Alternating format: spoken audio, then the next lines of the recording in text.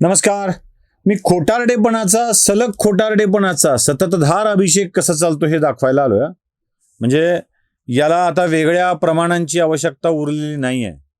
षडयंत्र रचणारी कशी रचतात, कसा खोटेपणा करत असतात हे आपल्यासमोर ढळढळीतपणे उघड करायला आलोय. पश्चिम बंगालपासून सुरुवात करू. मला वाटतं गुजरातच्या प्रकरणाचा स्वतंत्र व्हिडिओ करावा लागेल. आधी पश्चिम बंगालचं सगळं सांगतो. पश्चिम बंगालमध्ये काही महत्त्वाच्या घडामोडी घडल्या. घटना क्रमांक 1. पश्चिम बंगाल विधानसभेत विरोधी पक्षनेत्याच्या निवडीसाठी आमदारांच्या सह्यांचा प्रस्ताव विधानसभा अध्यक्षांकडे देण्यात आला. या तृणमूल काँग्रेस या प्रमुख विरोधी पक्षाचे 80 आमदार आहेत.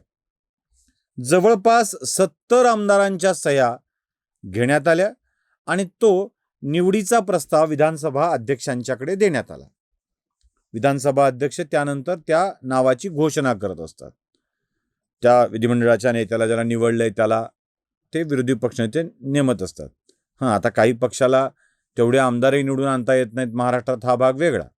आता महाराष्ट्राचा विषय काढला की पुन्हा चडपडाट सुरू होतो लोकांचा. एकट्या फडणवीसांची बाजू घेतो का, तो उद्धव ठाकरेवर का टीका करतो, तो शरद पवारवर टीका का करतो, सुरू होतं. त्याचं सविस्तर उत्तर देणार आहे. या सगळ्यामध्ये पश्चिम बंगालच्या विषयावर आपण बोललं पाहिजे, तिथेच बोलूया. या सगळ्यामध्ये जेव्हा ते पत्र गेलं तेव्हा अचानक एक आमदार उठले आणि त्याने सांगितलं की अरे, या पत्रात तर माझं नाव आणि माझी सही दिसते, पण ती सही माझी नाहीच आहे. ते आमदार होते बहरुल इस्लाम.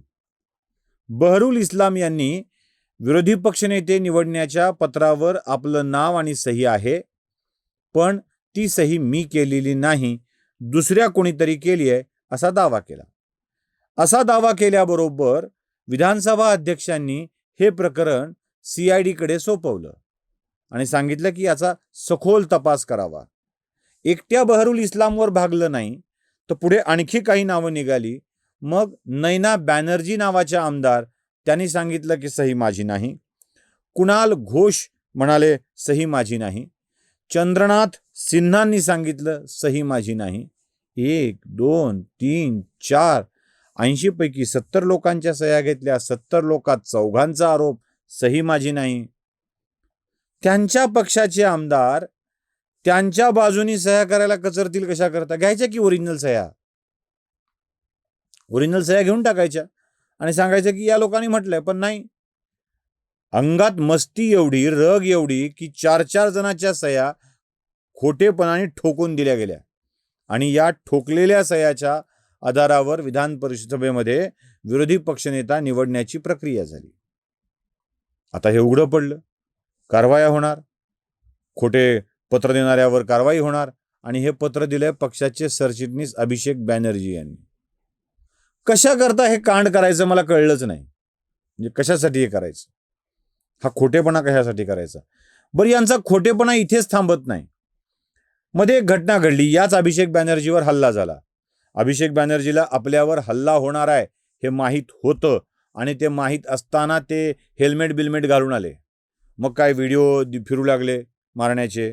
कुणी अंडे फेकून मारले, कुणी टमाटे फेकून मारले, कुणी काय फेकून मारलं. मग अभिषेक बॅनर्जींना ॲडमिट करण्यासाठीची प्रक्रिया झाली. ममता बॅनर्जींनी म्हटलं की त्यांना ॲडमिटही कुणी करून घेत नाही आहे. मग राहुल गांधींनी फोन केला, हैदराबाद, बेंगलोर या ठिकाणी उपचार करू म्हणून सांगितलं, पण तसं झालं नाही. अभिषेक बॅनर्जी लगेच मस्तपैकी प्रेस कॉन्फरन्स घेतली आणि काय काय झालंय ते सांगितलं. कसे गुंड आहेत भाजपचे, ते हल्ले करू लागले तसं सांगितलं. पोलीस असते. मी तुम्हाला त्या हल्ल्याचा व्हिडिओ दाखवतो. मारणारे बिरणारे तुम्हाला दिसतील जरा बघून घ्या.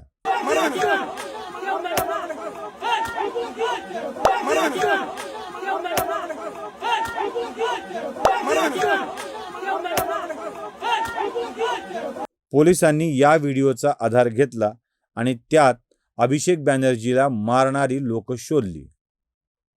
ती शोधली कोण? मी नाव वाचून दाखवतो. एकूण 5 लोक सापडली मारणाऱ्यामध्ये.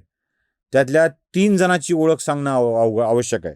त्यातला 1 निर्मल सिंग गुप्ता, 2 देवाशीष दत्ता आणि 3 काजल दास. हे सगळे शोणपूरमधले तृणमूल काँग्रेसचे कार्यकर्ते निघाले.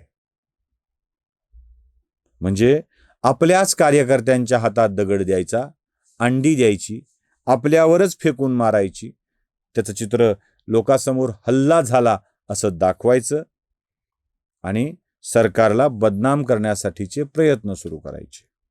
किती ढोंगीपणा चाललाय ना. व्हिडिओतून आयडेंटिफाय झालाय. खरं तर आता जो व्हिडिओ दाखवतोय त्या व्हिडिओत तुम्ही अतिरिक्त अभिनयाचे म्हणजे ओव्हर ॲक्टिंगचे पैसे मानधनातून कापायला पाहिजेत बरं का. म्हणजे कल्याण बॅनर्जी नावाचा माणूस रस्त्याने जातोय, समोर पोलीस आहेत, पोलिसांनी अडवलंय, सुरक्षित जा म्हणून सांगितलंय, मागून येऊन कुणीतरी त्यांच्या डोक्यावर मारतं आणि मग ते पडतात. तो व्हिडिओ बघा.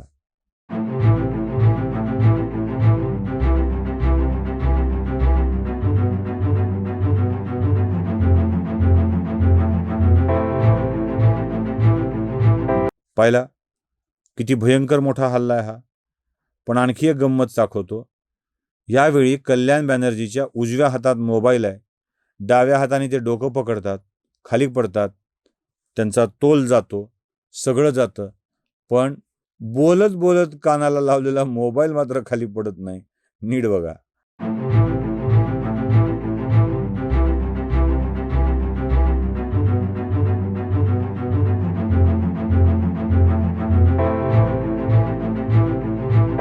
पाहिलं, हा सगळा फेक प्रकार आपल्या लक्षात येतो. अभिषेक बॅनर्जी काय, कल्याण बॅनर्जी काय, खोट्या सह्या काय, या सगळ्या प्रकारांनी बदनाम करण्याची जी पद्धत असते, मी नेहमी म्हणतो की एक षडयंत्र चालत असतं, षडयंत्र. आणि याला उभं करणारी मंडळी सुद्धा असतात. आणि याविरुद्ध बोललो की पुन्हा न घडलेल्या घटना जशा तिथे घडल्या दाखवल्या गेल्या तशा आमच्याही बोकांडी आमच्या आयुष्यात न घडलेल्या घटना टाकून बदनाम करण्याचा प्रयत्न होतो. असो, हरकत नाही, उत्तर देण्याची गरज नाही, यावर बोलण्याची गरज नाही, फक्त कसं असतं ते तुम्हाला दाखवलंय. नमस्कार. जागृतीचा विधान